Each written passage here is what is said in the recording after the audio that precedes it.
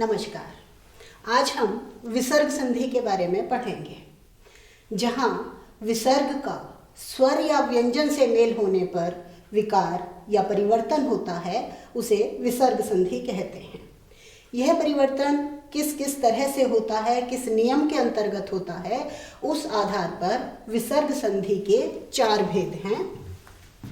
विसर्गस्य लोपः, विसर्ग लोप, उत्वम यानी विसर्ग को ऊ में बदल जाना,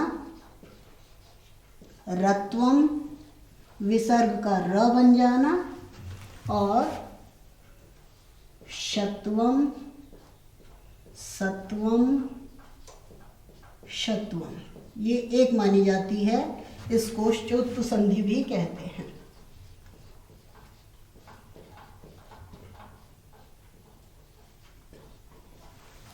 विसर्ग संधि के 4 भेद हैं। विसर्ग का लोप, विसर्ग को ऊ हो जाना, फिर ओ में बदल जाना, विसर्ग को र में बदल देना, और श स श में परिवर्तन होना। सबसे पहला नियम हम पढ़ेंगे विसर्ग का लोप। कहाँ कहाँ होगा ये विसर्ग का लोप, वो जानते हैं। सबसे पहली कंडीशन है, यदि पूर्व पद सह या एषः, यही हो, पूर्व पद स हो या एषः हो, सामने अ से भिन्न कोई स्वर हो, अ नहीं होना चाहिए, अ से भिन्न कोई स्वर हो,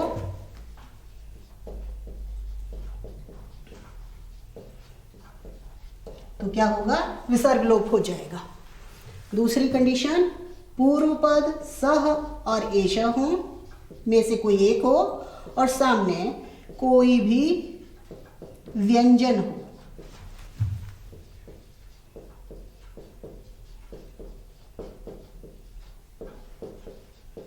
इन दोनों स्थितियों में विसर्ग का लोप हो जाएगा। विसर्ग को हम हटा देंगे, विसर्ग का लोप होगा। इसके कुछ उदाहरण देखते हैं। पहले एषः प्लस आगच्छति। कंडीशन क्या है, इधर एषः है, सामने अ से भिन्न स्वर है, आ है, तो हमने बस विसर्ग हटा के लिख दिया एष आगच्छति। प्लस का चिन्ह हटा देंगे, विसर्ग हटा देंगे और अलग अलग लिख देंगे एष आगच्छति। एक नियम और है, एक बार संधि हो गई तो दोबारा संधि नहीं करनी है। यहाँ हम संधि कर चुके हैं, विसर्ग संधि, विसर्ग का लोप कर चुके हैं। तो अब ये नहीं करना कि स्वर संधि भी तो लग सकती है कि एष में अ है और सामने आ है, हम इसको जोड़ के लिख दें एष आगच्छति। ऐसा नहीं होगा। एक बार संधि हो गई, बस एक ही बार लगता है नियम, 2 बार नहीं लगता। और लेते हैं सह प्लस ईक्षते, वह देखता है। कुछ नहीं करना हमें, बस विसर्ग का लोप कर दिया, दोनों अलग अलग पद लिख दिए, स ईक्षते। ये मैंने लिए आपके स्वर के उदाहरण। अब लेते हैं कोई व्यंजन। सह गच्छति, व्यंजन है सामने तो भी लोप कर दो, स गच्छति। और ले लो एषः वदति, विसर्ग का लोप किया, एष वदति। विसर्ग लोप की एक कंडीशन हमने देखी कि पूर्व पद सह या एषः में से होना चाहिए, सामने अ ना हो, अ से भिन्न कोई स्वर हो या कोई भी व्यंजन हो, तो विसर्ग का लोप हो जाएगा। दूसरा नियम है विसर्ग लोप का, नियम नंबर 1। नियम दूसरा, आह प्लस कोई भी स्वर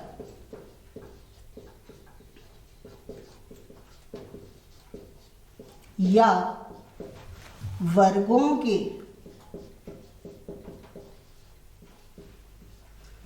तृतीय, चतुर्थ,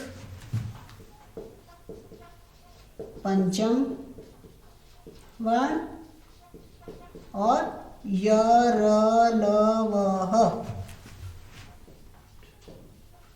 होने पर, यानी वर्ग 5 है हमारे पास। हर वर्ग में 5-5 वर्ण होते हैं।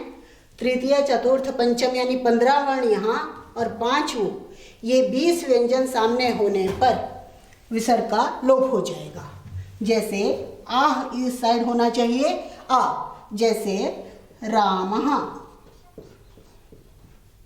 सामने मान लो शिष्यः कर दो, शिष्यः आगच्छन्ति, शिष्यः आगच्छन्ति। विसर्ग से पहले आ है, सामने कोई भी स्वर है तो विसर्ग का लोप हो गया, शिष्या आगच्छन्ति। इसमें भी वही है, दोबारा हम संधि नहीं करेंगे, एक बार जो संधि हो गई सो हो गई। दूसरा एक और उदाहरण लेते हैं, बालाः प्लस हसन्ति। ह लिया हमने यहाँ से, हसन्ति, विसर्ग का लोप कर दो, बाला हसन्ति। दूसरा नियम क्लियर हुआ। तीसरा नियम है कि विसर्ग से पहले अ हो, यानी अ प्लस अ से भिन्न कोई भी स्वर, सामने अ नहीं होना चाहिए, अ से भिन्न कोई भी स्वर होने पर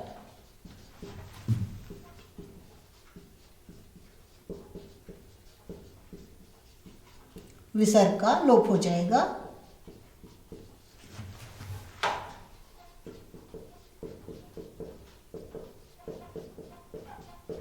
ध्यान देने की बात यह है, ये देखने में ऐसा लग रहा है कि ऊपर यही नियम आ चुका है, लेकिन यहाँ अंतर है। या ऊपर हमने पूर्व पद स या एषः कंडीशन रखी है, अब यहाँ कुछ भी हो सकता है, रामः, कृष्णः, रहीमः, कुछ भी हो सकता है।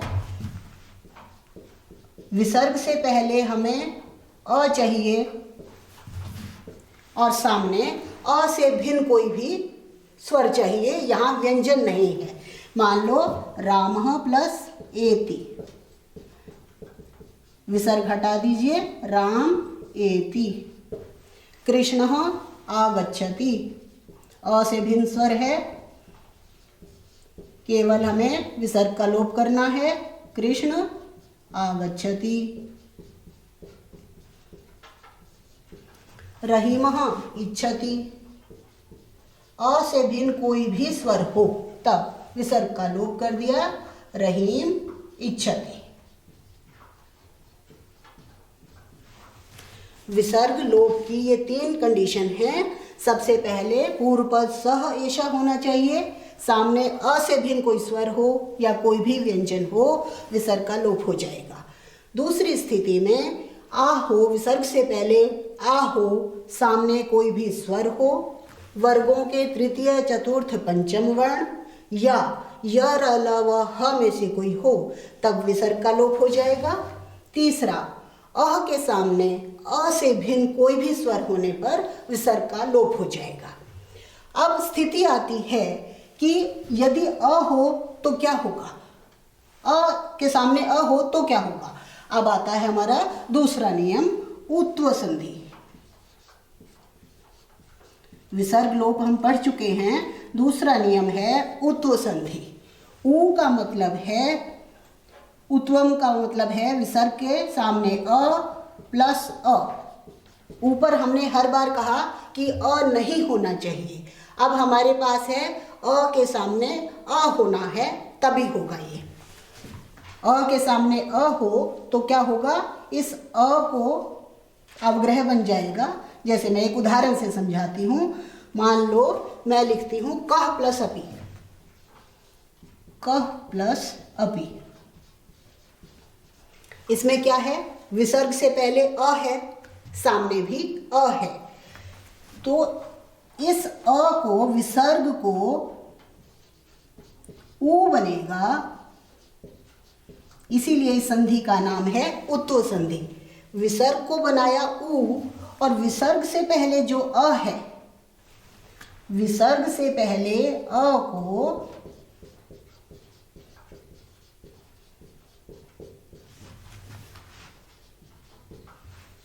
जब ऊ में मिलाएंगे तो बन जाएगा अ प्लस ऊ, ओ बन जाएगा मिला के हमारे पास। कहने को उत्तो संधि है, विसर्ग कन्वर्ट हुई ऊ में, उससे पहले जो ये अ है, अ प्लस ऊ बना ओ, और जब इस संधि करेंगे इसको, इतना बना हमारा को बन गया, अ ऊ ओ बना को, सामने अ है, इसके स्थान पर हमको ये चिन्ह लगाना है एस का निशान, जिसको अवग्रह कहते हैं। देखने में बच्चों को एस बोलते हैं, कोष्पी बोलते हैं, वो सा नहीं है, ये अ है, और इसको हम अवग्रह कहते हैं। तो बना ये कोपी। तो अ के सामने अ होने पर उत हो जाएगा, ऊ हो जाएगा, और दूसरी कंडीशन है अ के सामने अ प्लस वर्गों के वही तीसरे, चौथे, पांचवें वर्ण, या फिर य र ल व ह में से कोई व्यंजन होने पर, यानी इन 20 में से कोई भी व्यंजन हो अह के सामने, तो क्या होगा, ओ बन जाएगा। जैसे हम लिखते हैं गज प्लस धावती, गज धावती। कौन सी शर्त पूरी हो रही है, इधर है हमारा अ, सामने है ध, वर्ग का चौथा वर्ण, तो बन जाएगा गजो धावती। ओ की मात्रा बनानी है गजो धावती। ये संधि काफी काम में आती है, गद्यांश में बहुत काम आती है। एक और लेते हैं, मेघ गर्जती, बादल गरजता है, अ को ओ कर देंगे, मेघो गरजती।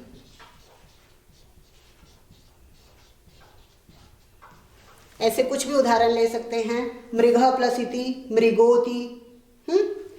तो आज हमने विसर्ग का लोप सीखा और उत्व संधि सीखी। उम्मीद है आपको समझ आई होगी। अगली कक्षा में रत्व और शचुत संधि के बारे में पढ़ेंगे। धन्यवाद।